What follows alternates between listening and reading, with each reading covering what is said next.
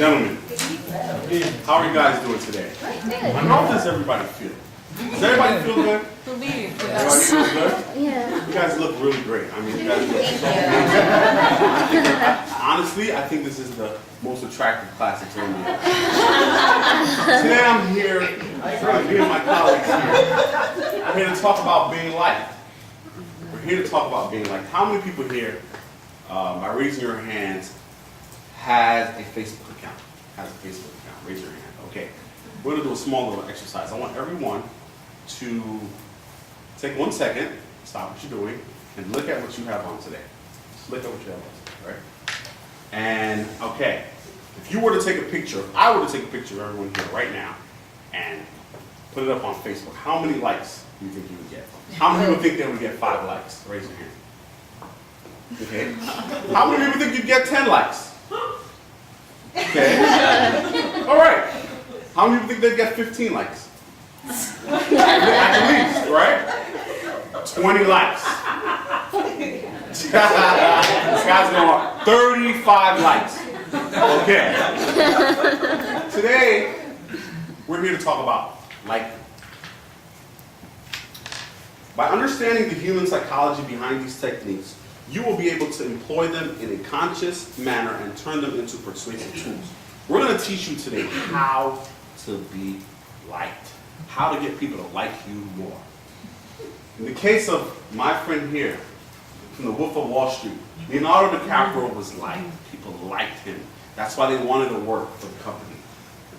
We're going to teach you how to understand the psychology behind being liked and why it's important to do these techniques so that people can like you. Liking is a powerful persuasive tool. Today we're going to show you how to make friends and how to maintain friendly relationships, even in a new or difficult environment. By applying these tools the right way, you will get positive feedback from others, gain their trust, and that will help you accomplish your goals more easily. The car salesman, I know you'll buy whatever I sell, you know. The car salesman gets you to buy whatever he wants, but there's a strategy behind that, and we want to show that to you today. Liking is a very powerful persuasive tool. You know, enhancing your personal image can get people to really, really like you. By adopting our techniques this evening, you will be able to master the art of using your physical attractiveness to support your agenda. Everybody loves this guy right here in Scandal. Let's be clear. All right?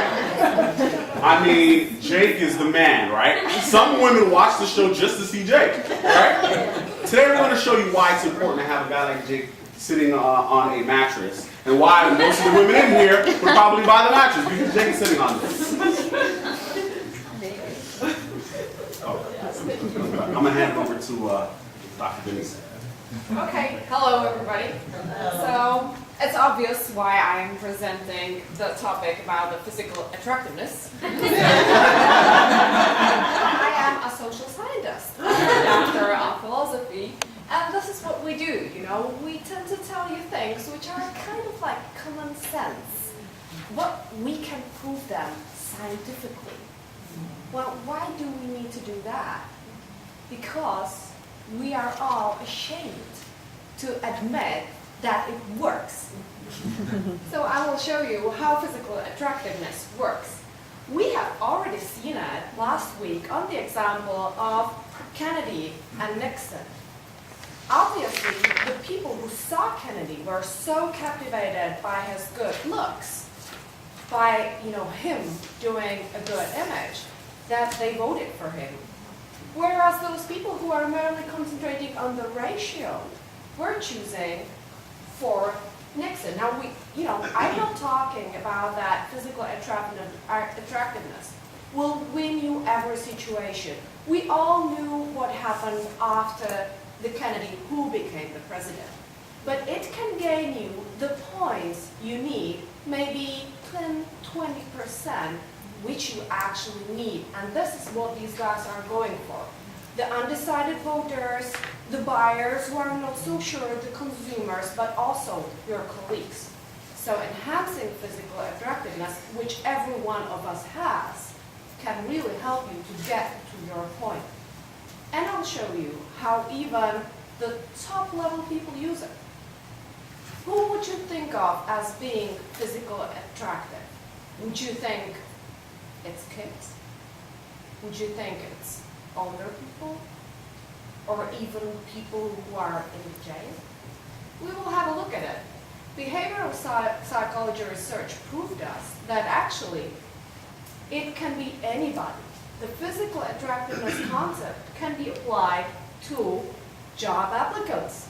If they are taller, taller men get paid more actually in their wages. Attractive applicants are easier in getting the job. And it also applies to children. Now, I don't know how they measured physical attractiveness among children, but they obviously did. And they proved that attractive children are more liked not only by the teachers, but also by another children. So that is amazing. Are you watching The Bad Judge? Not yet? I have watched one and I absolutely loved it. Now, look at this graph. This graph shows us the dependency on physical attractiveness in people who are actually being judged for some misdemeanors. Be it serious misdemeanor like murder, or just a minor like, stealing something. Now, this shows us the attractiveness. This is the low attractiveness, so the people who are not really nice, and these are the people who are super attractive. You can see that the super attractive people get actually, lower fines, or they have less months in jail. Now you might like, do you remember Amanda Knox?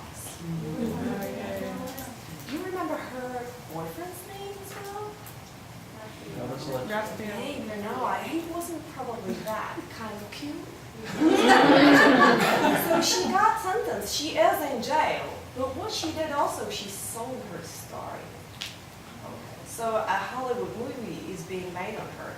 And this is the only thing. There are, murders and terrible crimes happening all over the world, even in Italy. But she got worldwide global attention because she looked good. Well, now, let's not talk about that you should dress up if you're going to the court, okay? You can dress up even if you go to the politics. So, I think you know this lady. She is great because, she looks very good because she was born in Czechoslovakia as well. So, you can actually see that she has worked to enhance her natural attractiveness. She always dressed impeccably. She used very smartly the jewelry. She picked specific pins for different kinds of meetings or world leaders she was dealing with. So for example, if she needed to enhance her power, she put some pin which was, with a snake or some kind of beast, thinking dangerous. If she was, talking about peace, she would choose the dove. So you can actually read about Madeleine Albright's using of pins to enhance her physical attractiveness in a lovely book. So, don't underestimate it. Groom yourself well. Create your personal style, be it pins, be it scarves, be it dresses, hairstyle, whatever. If you're looking for an example, look at Kai. He is consistent, he is always in the perfect shape. Now, most of you dress great for today, but Kai is, always. That's my husband. So that helps you build a positive image. And I will talk more about similarity, because we like the people who we like, and we like the people who are like us. So actually, Cialdini quotes another social research that prove that if you're asking for a penny to make a phone call, it's another research. Actually, the people are more willing to give you the money if you look like them. Example, if you wear a suit, you ask people in the suits to give you money, they give you more than if you ask people who look like hippies, and vice versa. So the similarity is very important. Now, I was wondering, sometimes it's just these easy questions. Have we met before? Do we have anything in common? Did we probably come from the same state, or did we attend the same school? Or do we like the same TV series?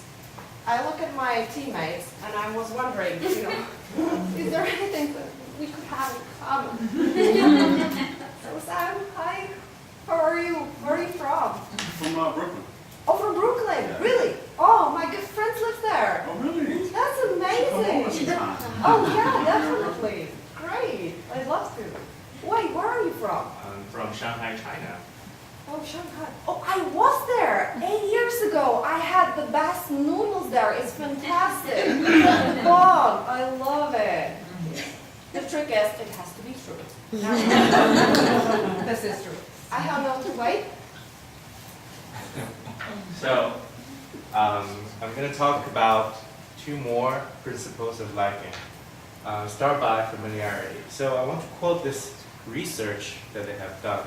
So the researchers took the pictures of the test subjects, just like all of you looking at me right now. And then they made a copy of it, except that they took the mirror image of the same pictures. And then they showed these pictures to the test subjects and asked, which picture do you prefer?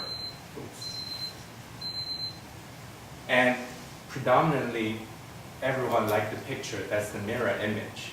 And the reason why is that's what you see in the mirror on a daily basis.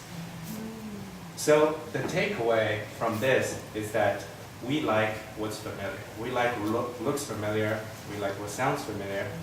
So now, let's take a look at this picture. I'm sure all of you have driven by signs just like these. Some of you may have made these signs, and maybe some of you even had your name on these signs one day. So, why do these signs work? Let's take a look. Some of them are even the same names. Alan appeared 3 times and a couple of others. They have no political message whatsoever. They are there because they are there. Now, Vanderbilt University asked the same question.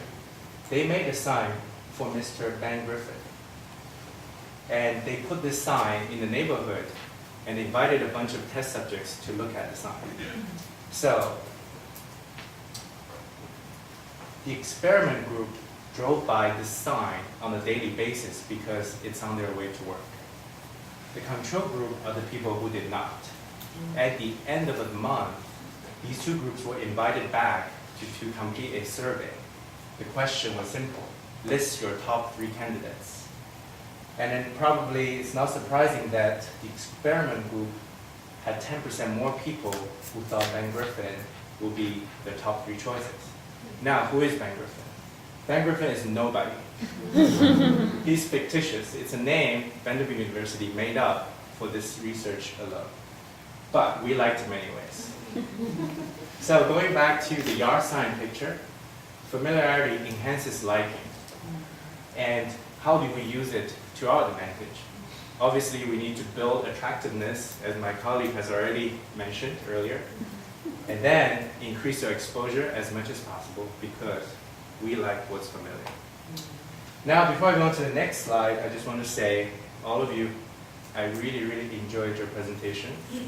I learned an awful lot from all of it. I'm trying to use, but I don't remember. And you all look very sharp, Caillou especially. And Scott, nice shirt. So, compliments. Compliments work. So, I guess the key message is we're all suckers for compliments. And then nature has it working for us. I think a few others has mentioned, we sometimes respond to triggers. because there's so much information out there that we cannot choose to process all of them. So we have triggers in our head though. Therefore, when the compliment comes our way, true or not true, we like to hear it. So I like to emphasize this point that we like compliments, true or untrue. It's because we produce an automatic positive reaction to compliments. So we should try to all use this to our advantage. We need to remember compliments often. So before I hand it back to Sam to conclude our presentation, I'd like to say you all look great tonight. Okay, so to conclude, we talked about physical attractiveness, similarities, familiarity, and compliments. And these are the tools that you need in order to be more alike. We talked about getting Facebook friends when I opened the presentation. And you know, I just want you guys to sit and think, what is it about your friends that make them click on that like button?